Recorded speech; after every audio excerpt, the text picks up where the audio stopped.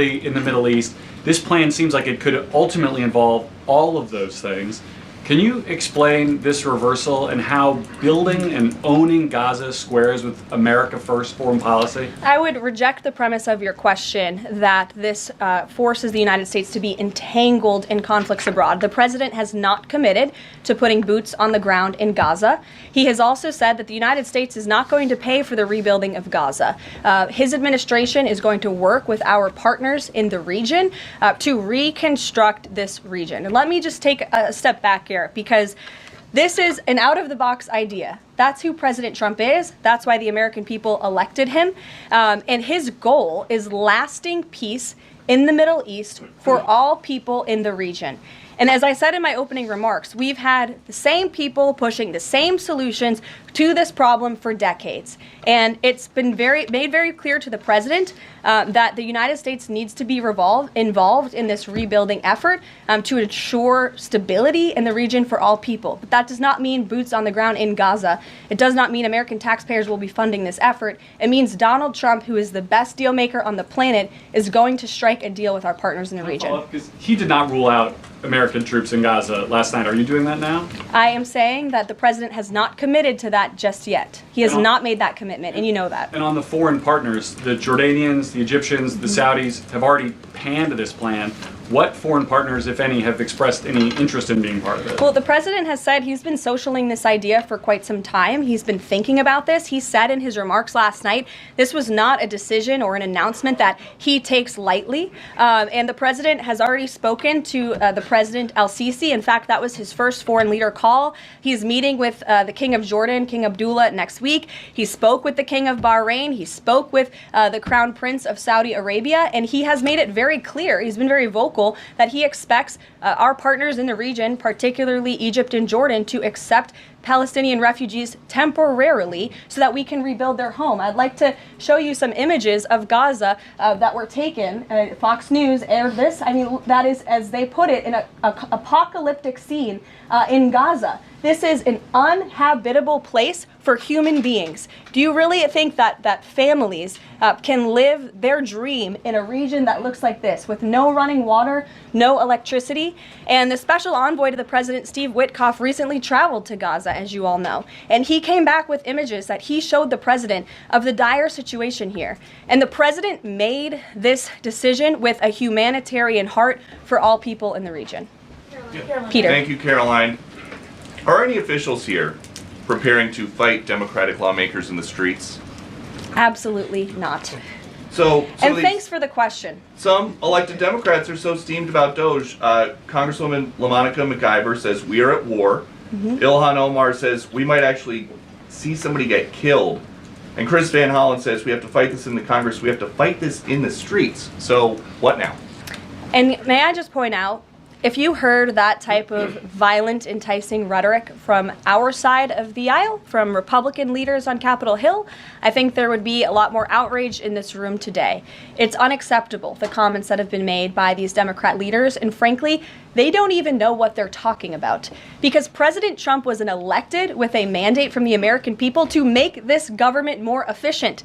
He campaigned across this country with Elon Musk, vowing that Elon was going to head up the Department of Government Efficiency, and the two of them, with a great team around them, were going to look at the receipts of this federal government and ensure it's accountable to American taxpayers. That's all that is happening here. And for Democrat officials to incite violence and encourage Americans to take to the streets is incredibly alarming, and they should be held accountable for that rhetoric. It sounds like something that they're most concerned about is Doge engineers with access to Treasury systems. Can you clarify?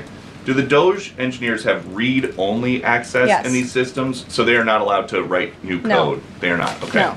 And then one more thing. NBC is reporting that some of the illegal immigrants that we've seen rounded up and arrested are not being deported. They're being released with ankle or wrist monitoring devices, or they have to check in on the phone. So is the administration arresting more people than you have room for? I have seen the reports, and I'm glad you brought it up because we want to address it. There have been a total of 461 illegal aliens. This is of this morning when I got this information from DHS that have been released from custody of the more than 8,000 that have been arrested since President Trump was inaugurated. It's less than 6%. And there are reasons for their release. Some of the factors include a lack of significant likelihood of removal in the foreseeable future, lack of detention availability, which is something this president and this administration has been incredibly vocal about. We are doing everything we can to deport and detain illegal immigrants, but we need Congress's help to increase funding for Border Patrol and for ICE to increase detention capability in our facilities.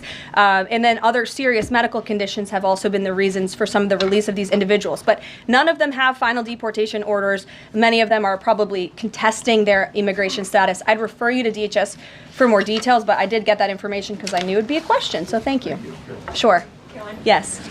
The president and you here again today have made clear, given the devastation, you think Palestinians have no choice but to leave Gaza and go elsewhere. But Palestinians say this is their home. They don't want to go. The president last night said he's willing to use the military if necessary. Is the U.S. prepared to remove Palestinians from Gaza by force?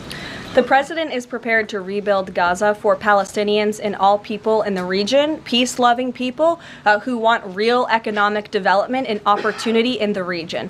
This is a region that has been controlled by Iranian-backed terrorists, Hamas, who have brutalized not just Israelis but Palestinians too. It is because of Hamas that you see those images on that screen, that Gaza has become a demolition site because Hamas launched that brutal attack on Israel on October the 7th. And so again, I would stress, President Trump wants to ensure that this can be a place where all people can live in peace. He is a peacemaker in chief. He made that very clear in his first term. And as for how that will be accomplished, the president and his team are talking with our allies in the region to consider next steps. But should the American people be prepared to see U.S. military on the ground fighting a ground war against Hamas? Again, the president has not committed to U.S. troops in the region. But it is an option.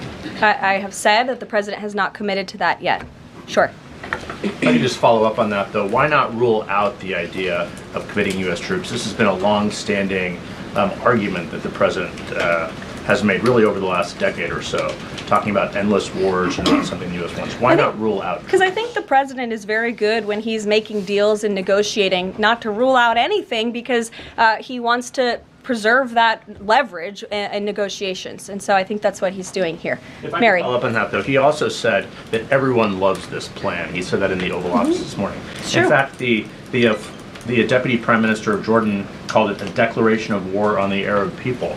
So how does he square the fact that even some Republicans on the Hill are objecting to this or questioning this? How does he square the fact saying everyone loves this plan? Well, King Abdullah of Jordan will be here next week, so I can provide you more context on the conversations he will have directly with the President of the United States after that meeting. And I would just point out that there's been a lot of leaders and officials all around the world who have doubted, I suppose, the deal-making ability of President Trump.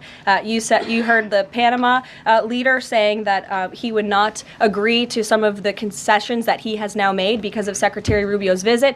You had the Colombian president saying he wouldn't accept flights of Colombian illegal nationals who have entered into our country illegally, and those flights are underway. So actions speak louder than words. Dasha. Caroline, you said the president has been working on this idea for a while behind the scenes now.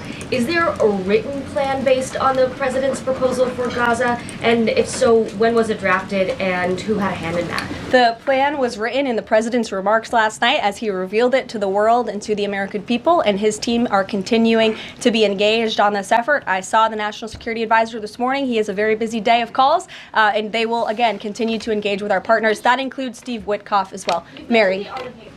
Two questions for you on the news of the day. So how is today's executive order going to impact the 2028 Summer Olympics in Los Angeles? For example, would a man who thinks that he's a transgender woman be allowed to compete as a female on U.S. soil?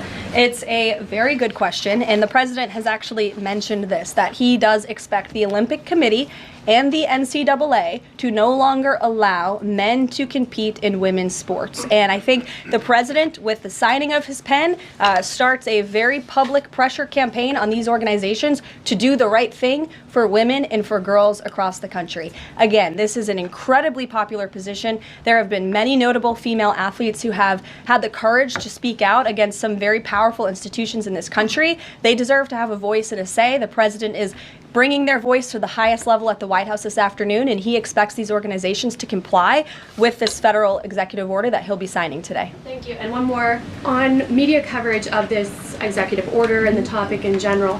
What's the White House's view of framing that calls men transgender females or similar rhetoric coming from organizations like the ACLU and GLAAD? Well, it's been very clear. The policy of this administration is that there are only two sexes, male and female. Pretty simple. Brian Glenn. Yes.